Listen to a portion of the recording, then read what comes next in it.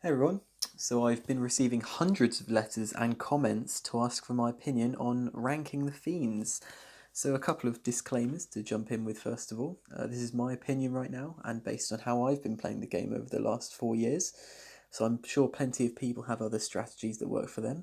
This is what I found works that has got me to this point.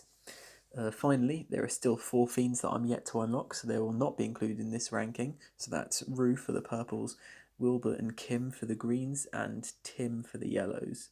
So let's just jump straight in. So first of all, purple, ranked 8th out of 8, we have Dennis.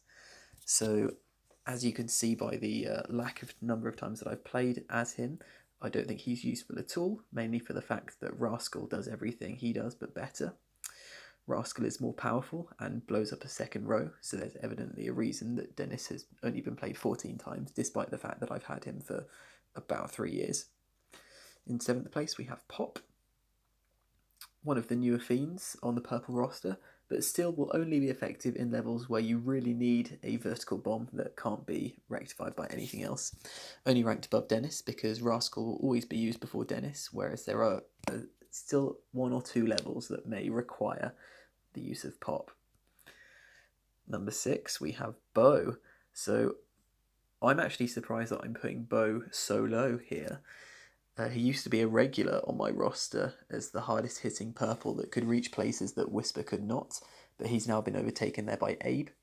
I rarely bring him out anymore, perhaps due to the lack of a diagonal bomb requirement in the levels further along in the game. Yeah, Bo really doesn't come out anymore.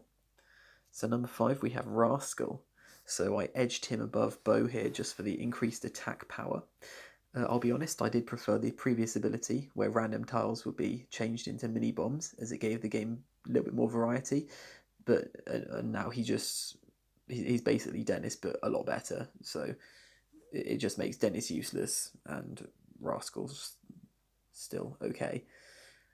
So in 4th for the purples we have Brittle. So the large number of converter levels make Brittle one of the most important purples. Her 4 Fiend styles give her a lot more power, so she's useful for taking out slugs in the levels where you just want her converting power. Number 3, we have Abe. So my earthworms, yeah, so what I'll do, I'll just rank them comparatively in colours based on the amount of attack that the other Fiends have.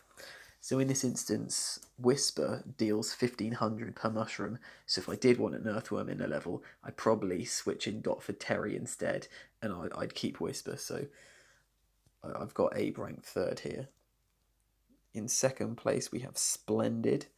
So one thing that I've found myself guilty of is sticking to my old reliable strategy of the big gun area bombers.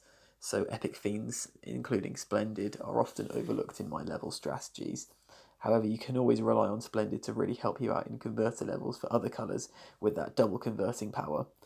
I would probably also be more likely to play her over Brittle as well when you just want purples. And so number 1, that leaves us with my level 40 Whisper.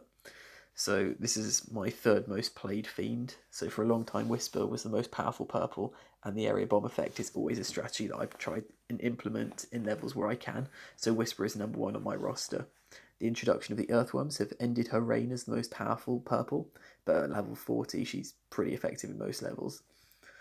And lastly, just as a note on the purples, Rue does appear to be a better version of Wu, so she's next on my Fiend list to get, and I think she might shake up my purple rankings because she may be more effective in a lot of levels than Whisper. So moving to the reds, so I was trying to decide bottom spot. In the end, I put Tantrum there, just because Tantrum's a lower level in my one than Gordon. So for the first red Fiend that I owned, I still played as him a shockingly low number of times, earning him this bottom spot. And yeah, his ability is made useless by the addition of Carmen to the Fiends. Number 8, we have Gordon, equally as useless as Tantrum. Now Carmen's joined the game. I only ranked him higher due to the fact that I've played more levels as him, and also his quest is awesome.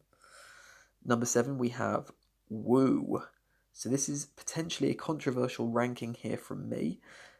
In my entire Best Fiends career, I have found one level where I found him to be useful, It was a recent snow level, so either the Remote Ridges or Snowford Village, and I believe it involved opening a lot of presents. I think it was that one. And after failing it loads, I decided to upgrade Woo and give him a shot, and it worked. And it was a monumental moment. And since then, I've continued to underuse him. So I think he might be good for opening crates, but like he's just not he's not a fiend that I use really at all. Number 6, we have Carmen. So it's not often that I need to use horizontal and vertical bombs. If I need to get mines or meteor mite cages from the top to the bottom of a level, I still pick Bam almost every time over Carmen.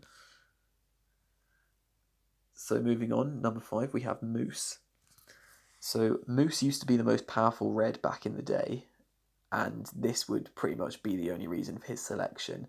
So nowadays, even if I still need him for diagonal bombs, I would probably still pick Bam over him instead.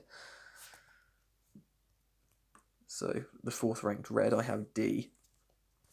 So she's more powerful than Moose, so can be used on the slug levels, but even in those instances, I might still pick Bam either to destroy obstacles or purple and blue blocks in order to help out Abe and Dot, who will be the other Earthworms I'll be playing in those levels. 3rd place, we have Bob for the Reds. So as the only red converter fiend, Bob is a significant member of the red roster, but now I use him alongside Splendid in levels where I really need to get a lot of reds. Number 2, we have Rose. So following my attack power / area bomb strategy, Rose is a key red player despite being the last colour area bomb fiend released. And number 1, we of course have Bam. So in my opinion, the best fiend in the game. I think the developers regretted releasing Bam because of how powerful his ability was. Destroying every block in the game helps out with converter missions, crates, slime, sludge, breaking walls, getting other fiends' abilities out. There's a reason they released, in my opinion, there's a reason they released Hatter Bam 2 months ago, and yet he's still unavailable to buy because I think they know that that would make him even more overpowered than he already is. And for me, to put it bluntly, the only times I won't play as Bam are if the level involves too many pink blocks or involves converters. So I will just always try and pick Bam because I think he's just the best and helps out in almost every scenario. Moving on to the greens, 8th place, Vincent. So yeah, Karma has just taken his ability. So yeah, similar story for Temper. Karma is just better than him. So 6th place here we have Lacey. So I'll be honest, Lacey was one of my favourite fiends, and I really look forward to finding Lacey in a box, but I don't think she has been worth it at all. So I've never been good at identifying levels where she'd be helpful. I assume she'd be good for getting other fiends to use their abilities, but now Miles has joined, he sort of does that now. Alternatively, she'd be good for getting other fiends to use their converters, but I'd probably still bring Napoleon out in those instances just to blow up obstacles. So I don't think Lacey's actually that strong a fiend. Number 5, we have Jean. I was a big fan of Jean, but Dougie has come in and just made him useless. I would only use Jean over Dougie in levels where crates are like literally on the outsides and where I also need greens. So in this instance, the more green turned tiles will make it more likely that I can hit multiple crates on one turn. But yeah, otherwise Dougie is just always the better option. Number 4, we have Snap. So Snap, yep, still has that niche as the diagonal fiend and is able to get into some corners that Napoleon can't. And that's all I have to say for Snap. Number 3, Karma. So I thought Karma's old converted chain ability was bad, and this is slightly better, combining Temper and Vincent together in a plus bomb that can be used by any colour. So that's quite good. It's more powerful than the Carmen version and the Eleanor version, but it's still not hugely effective in my opinion. I don't think the plus bomb's that good. Number 2, we have Dougie, the green converter, and he came and took over from Jean and did it better. So number 1, we have Napoleon, who, looking through, despite the fact that all of my greens tend to be on average ranked higher than the other fiends in terms of their level, yeah, I'm surprised to think about just how much better I think Napoleon is than the rest of them. I think that the epic fiends for this colour are pretty poor here, and Napoleon has always been the most powerful, especially without Kim being unlocked yet for me, so it's usually a no-brainer throwing Napoleon into the mix. He's my most played as Fiend, playing in almost exactly 2/3 of the levels that I've completed, so that just goes to show how much I play as him. So blue is a little bit of another interesting situation, so we'll whip through this. So number 9 I have Howie, so like Thorn is just better, straight up, and also Eleanor, so they both just do what Howie does, but a lot better. Number 8 we have Buggles, not as good as Eleanor again.